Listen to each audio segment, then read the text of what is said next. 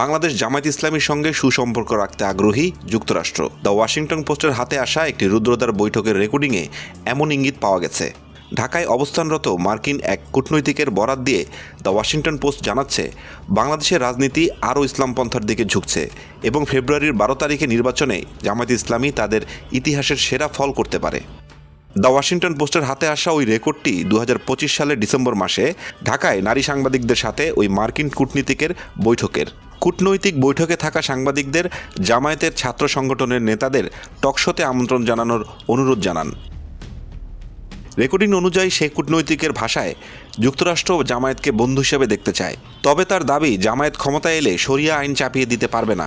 কারণ হিসাবে তিনি বলেন, এমন পদক্ষেপ নিলে যুক্তরাষ্ট্র বাংলাদেশের তৈরি পোশাক খাতের উপর সঙ্গে সঙ্গে বাণিজ্যিক নিষেধাজ্ঞা এবং 100% শুল্ক আরোপ করতে পারে।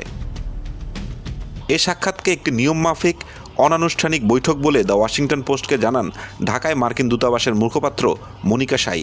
যুক্তরাষ্ট্র কোনো নির্দিষ্ট রাজনৈতিক দলের পক্ষে নয় এবং নির্বাচিত যে কোনো সরকারের সাথে কাজ করতে প্রতিশ্রুতিবদ্ধ বলে জানান তিনি।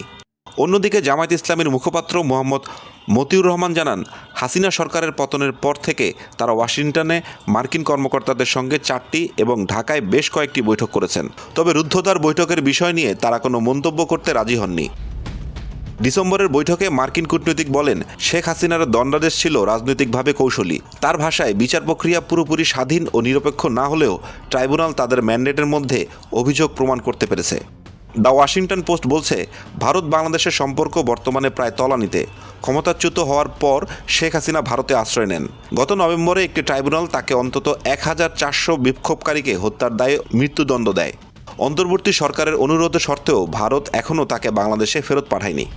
দ্য ওয়াশিংটন পোস্টকে দেওয়া বক্তব্যে দক্ষিণ এশিয়া বিষয়ক বিশ্লেষক মাইকেল কুগেলম্যানের ভাষায়, জামায়াতের প্রতি মার্কিন এই আগ্রহের ফলে ভারতের সঙ্গে যুক্তরাষ্ট্রের সম্পর্কের অবনতি হতে পারে। ভারতের জন্য জামায়াত উদ্বেগের নাম।